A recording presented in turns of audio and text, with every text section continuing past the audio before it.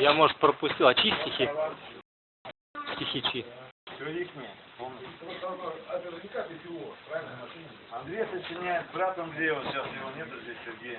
Миша сочиняет, сейчас брат наш. Девочки хотят тебе подарить подарок. Секундочку, внимание, тихо, тихо.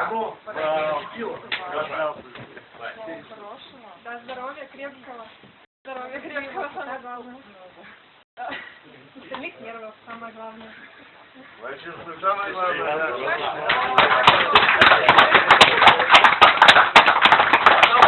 Люба!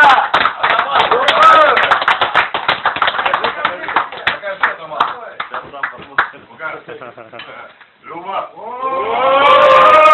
Один, как договорились. Слушай, Деникин, бывший генерал, натуральный Деникин. Вот это да. Они из тебя Деникина, короче. Да. Или с Деникина тебя, или с тебя Деникина, что такое. Это они как видят, вот так и пишут. Вообще,